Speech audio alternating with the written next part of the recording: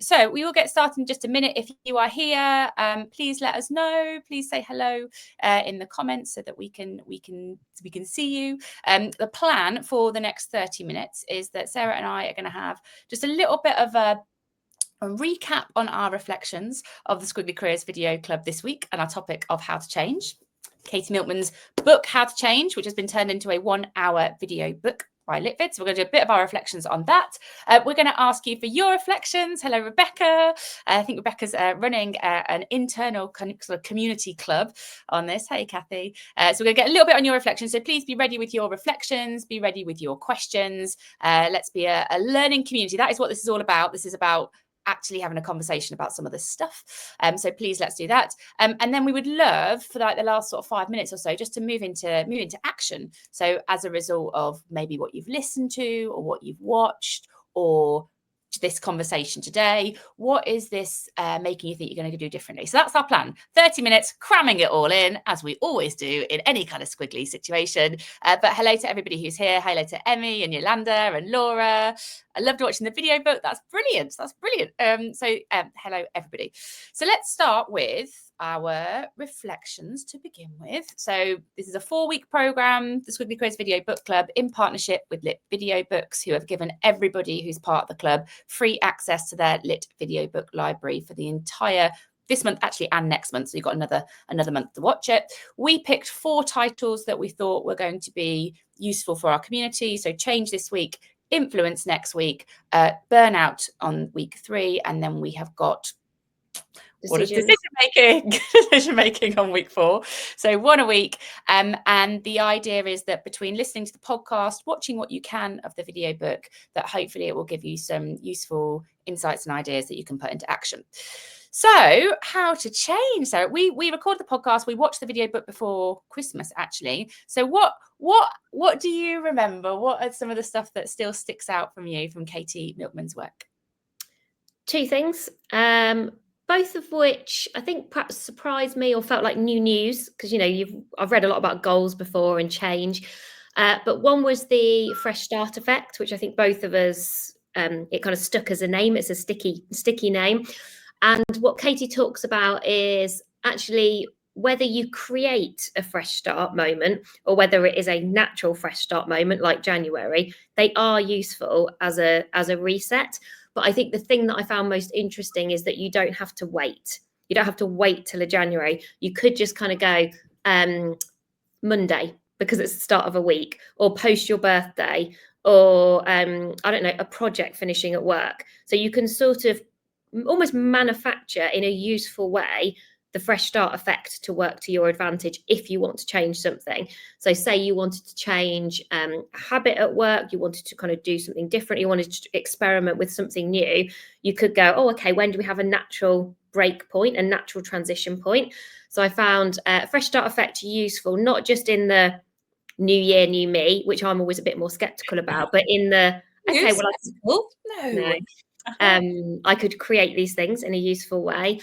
And then the second thing, which I think I found even more helpful, and I have already started to do this, and it's really prompting me to think differently, is when you set goals around change to be as detailed and as specific as you possibly can be.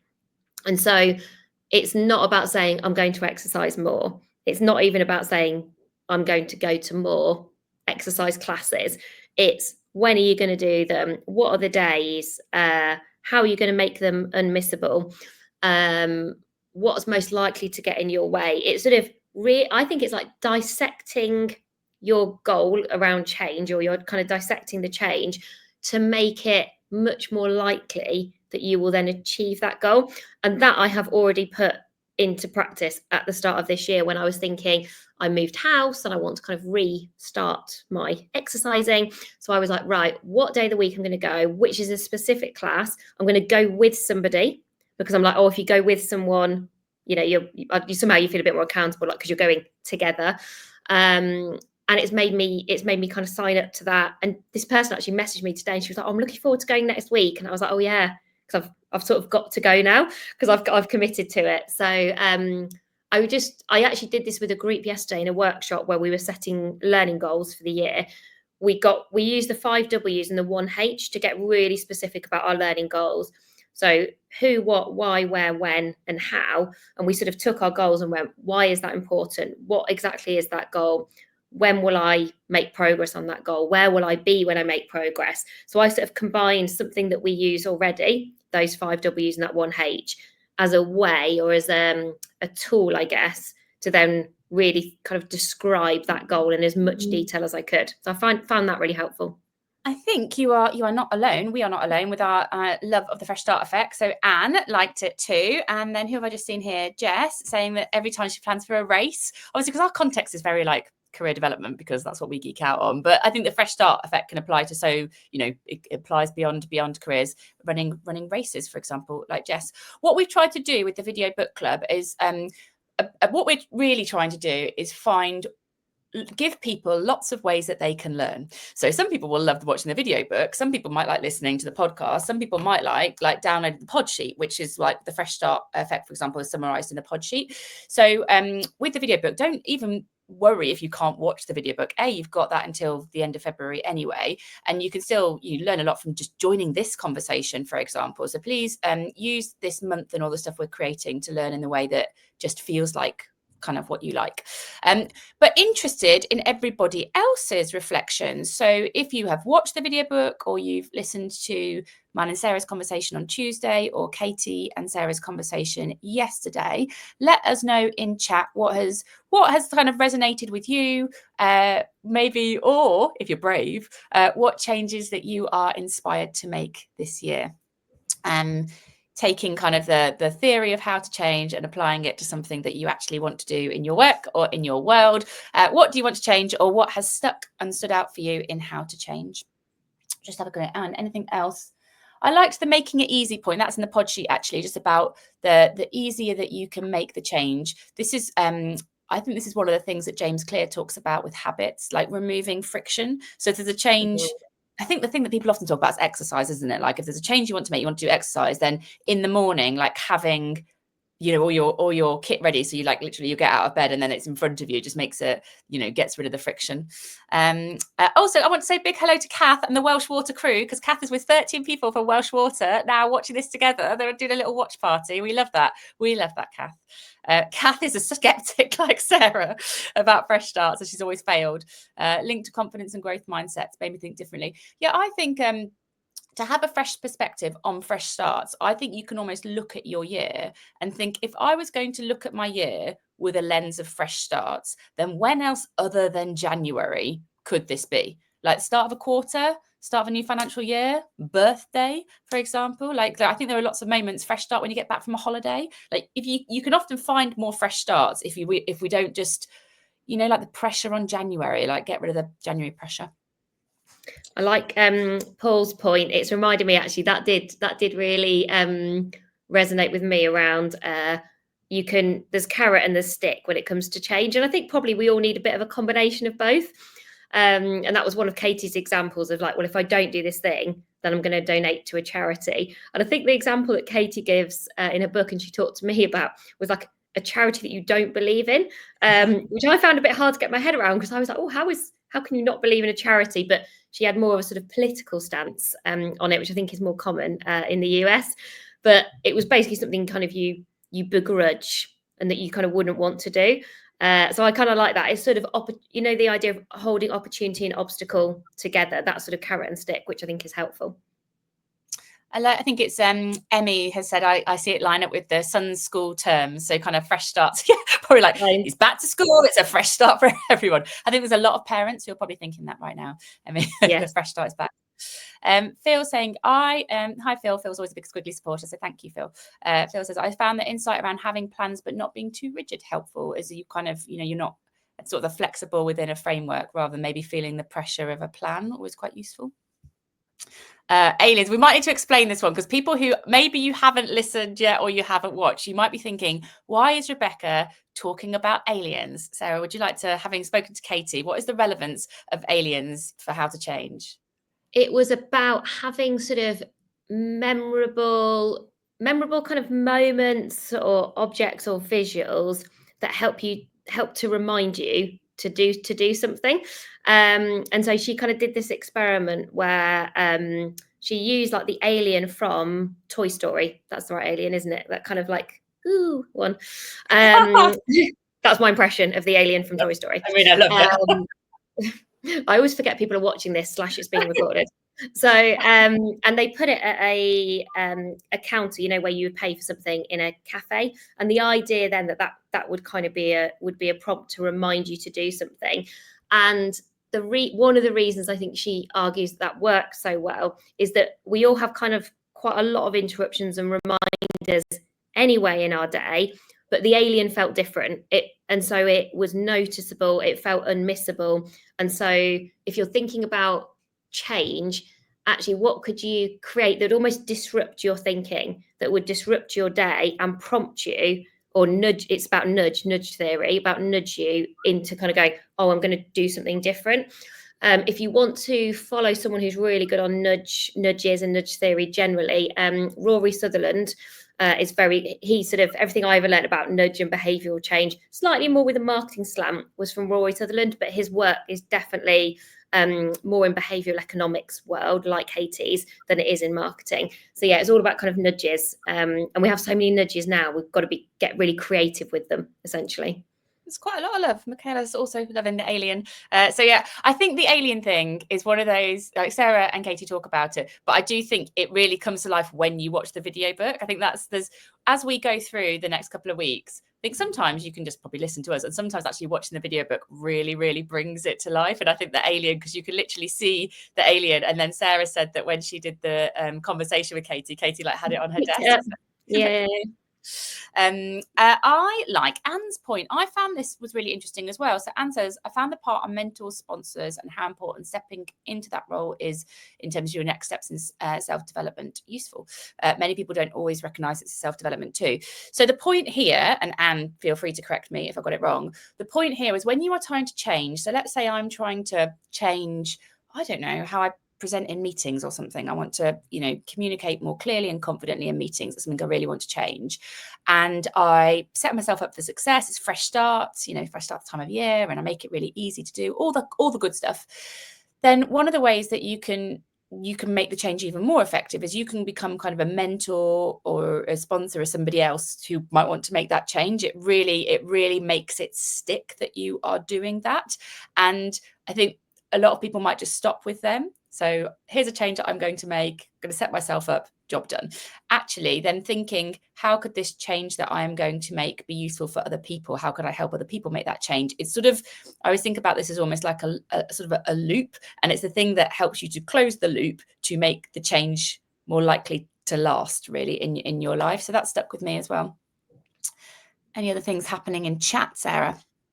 I guess opposite to stick, people are also talking about making things fun, and also being, if you can do things that sort of almost tap into laziness, like we talked about laziness, and that not necessarily kind of being a bad thing. I like the kind of pragmatism that comes with that. I think, you like, how can I, whether it's gamifying it, how can I make this fun and rewarding? Because I do sometimes think maybe our starting point with change is maybe there's too many shoulds, like I should change. And then maybe that's why we don't make the progress that we want to. Whereas maybe if you're starting and already you're thinking, well, I don't want to, but I feel like I should do this, it's not very fun. Whereas if you're like, well, actually, what is going to be fun about this change? And what am I looking forward to? And how can I reward myself? And how can I gamify it? Suddenly it becomes a bit more playful, if not fun, maybe playful. I wouldn't say exercise. Some of the exercise that I want to do it's not going to be fun. It's probably going to be quite painful because I've not done it for a while. But I'm like, oh, okay, but maybe I could reward myself. Or actually, there's something about getting to spend time with someone who I wouldn't normally get to spend time with by going to that class together. So I think that's always interesting. I like this example here, the gamification, like listening to a podcast while exercising. I want to do this. I haven't done it yet. I got a new treadmill. I'm very excited. Sarah is absolutely fed up of me talking about this treadmill, but I feel like if I can link, like I want to listen to more podcasts. I feel like if I can link the treadmill and the podcast, then my learning will be accelerated as well as my fitness. It's a win. I never know how people do that because I find I can't listen and run. I could listen to music to help me to run, but there's no way if I genuinely wanted to listen to something, I just, maybe I can't, because I can't do two things at once. Maybe it's that.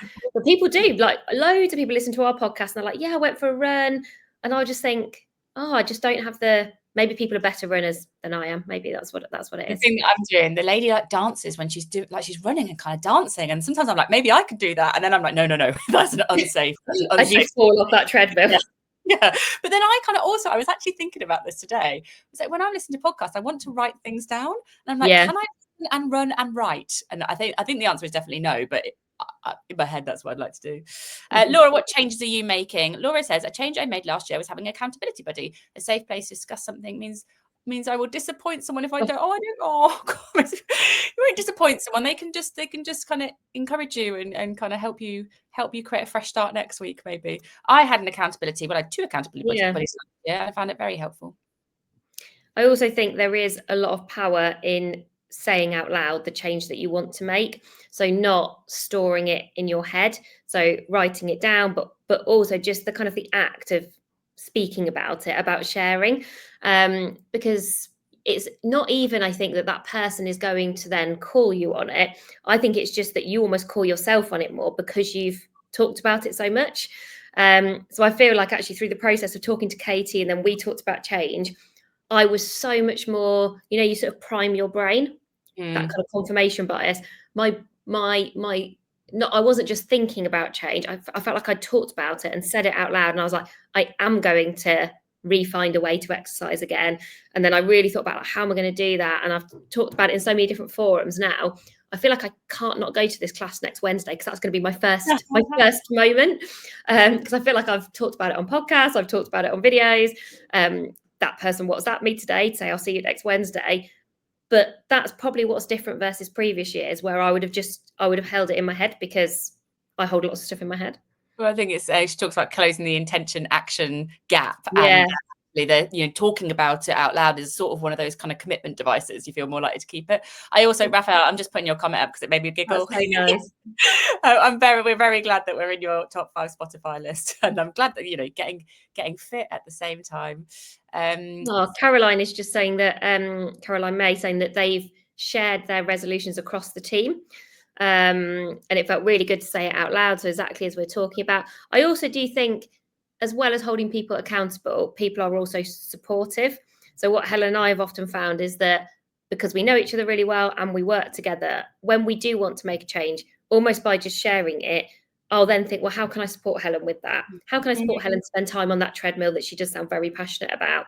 And, sometimes that's a nice nudge. Sometimes that's can I talk to that person so that you can go and do that exercise or that learning or whatever it might be.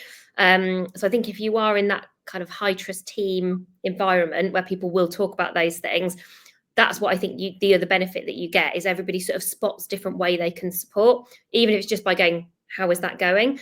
Or practical support, emotional support, or occasionally like maybe critical friend support. I just wanted to bring Priyanka's comment up. She was just talking almost like from an example here that you can do it from we're talking very much about changes you want to make as an individual, but actually you can use a lot of this strategy to help other people change. So that could be, changes for customers, or it could be changes for team. Like if you're a manager or a mentor, I think, help people find their fresh starts, help them make that change easier, get them to create some commitment devices. So I think you can use a lot of the tools that Katie talks about to help other people make changes that are important to them as well. Before we get into action, so what are people going to do differently? Anything else, Sarah, that you think is important to note? They're the main things I think I've spotted from everybody. Also, I hope people are also exploring other video books. I appreciate if you've got the capacity, just because there are so many different ones on there, whether that is within kind of business generally, but also in other topics. So I think you have access to all of the library. Is that right, Helen? Yeah. So you feel free to meander and try different ones out. I actually ended up watching a few of the other ones because I just wanted to see. I was just being curious and a little bit nosy. So feel free to play with it, however works for you, really. Oh, I love this one from Anna. I think I use a fresh start every Monday. What do I want to change from last week? What do I want to continue from last week? Yeah, like I was kind of like the what worked well last week. What would be even better if next week? Kind of like as that kind of fresh start effect. So before we all chat a little bit about what's coming next week, kind of the next theme. And you've also got one more day to come of this week's video book club. But before we do that, what action I'm like really care about? What are we doing differently? So it's all very interesting and it's all very insightful. And it's brilliant being curious. All those things are amazing. But what are we going to do differently? It would be brilliant to hear a little bit from you, everybody who's kind of watching right now. What kind of action are you going to take as a result of what you have been learning, either by watching the video book or kind of listening to our podcast conversations? What's something that you've been sparked to do? Mine was definitely find more fresh starts. I like a fresh start, whether it's like, like a clean page in your notebook. Like to me, that's almost like a little fresh start. I love a fresh start. So I think find more significant fresh starts and attach my goals to them was definitely the action that I wanted to take away. Naomi just asking for other recommendations on video books. Rebecca giving Squiggly Career a shout out, so thank you for that. As well as that, I would also recommend, I really like Chatter. Chatter is Ethan Cross's, you might have heard Ethan on our podcast. We've interviewed him. His book is brilliant, so his video book is also brilliant. I think those two things often do go hand in hand, particularly if you want to work on confidence, self-belief. And I asked a question on LinkedIn this week about what is your priority for this year in terms of learning skills, and lots of people talked about confidence, so Chatter would be really good for that. Or someone like Shelley Archambault, brilliant female CEO, works a lot in Silicon Valley. She talks about being unapologetically ambitious, maybe less on the sort of practical side, but more inspiring storytelling. So a kind of different style of video book. And also I could listen to her for a long time. Some people have just got lovely voices. I like Nir Eyal's Hooked as well. I really like Nir's work. He's got a really good book called Indistractable as well. But I like his book Hooked, which is on the LIT Videobook.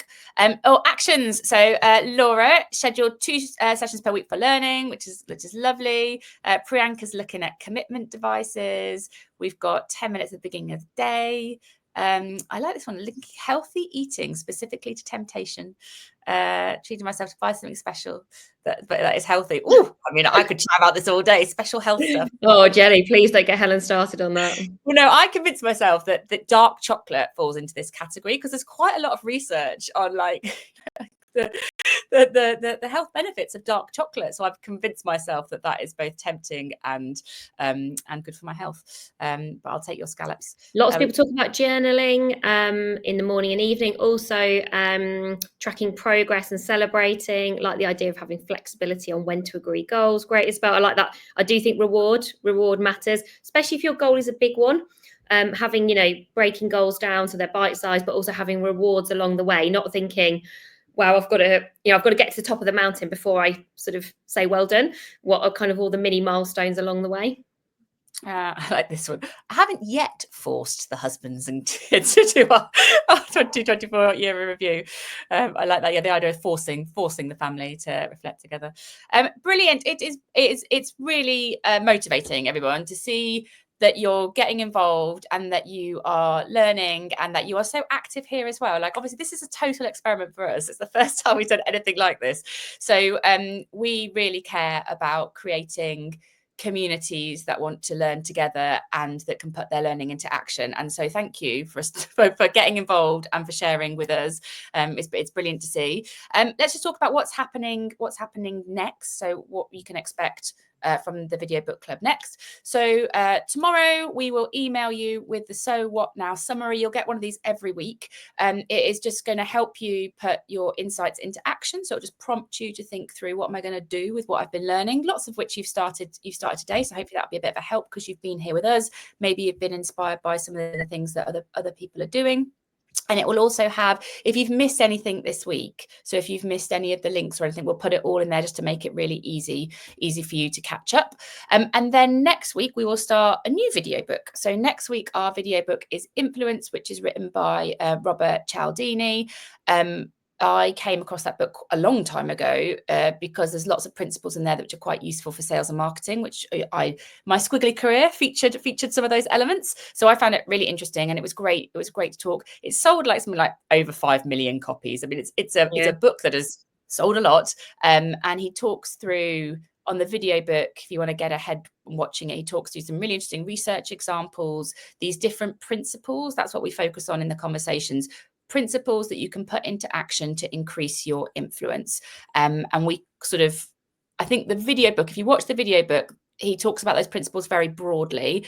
In the conversation that Sarah and I have, and the conversation that I have with Bob, I got to call him Bob. I started off with Robert and then I went in with a Bob and stuck with a Bob. So the conversation that we have, they're more around career development. They're like, how do you apply these principles of influence and use them to help you in your career development? So that is what's coming next week. If you know somebody who wants to get involved and they're not yet signed up, they can still join the Video Book Club. It takes us a few days to get their free access set up, but we can instantly give them like all the links to the podcasts and everything, for example. And you don't, like we said, you don't have to watch the video book in the week in order to benefit from the learning. So we'll make sure that we'll probably put the link to that in the comments now, so that you can easily share that with somebody else if they do want to join the Video Book Club. Anything else from you now, Sarah? No, just thank you everybody for joining, for getting involved. I suspect most of you are experimenting like us with video books for the first time. So you can already like tick something, a win of the week off your list for 2025. And I do think video books are a really inclusive way to learn. Lots of people don't want to kind of read a more traditional book, or it's not a good way of learning for them. I think they help to break down content, and they're visual, maybe better for learning together. So we hope it's proving useful. And as Helen said, it's a bit of an experiment for us too. Brilliant. Okay, well, hopefully everybody, we will see you back here. If you've got any questions, just DM us. You can, if there's anything you think, oh, I wanted to ask that, you missed my question, or maybe you're watching this later and you think, I would like a question, just DM us and we'll come back to as many people as we can. But thank you for learning with us. We look forward to hopefully seeing you again here next week with your reflections on influence. And please, if there's anyone else that you know that would like to join and benefit from this, then just share the link with them and they can get learning with us. Thanks everybody. Take care. Bye for now. Take care, everybody. Bye.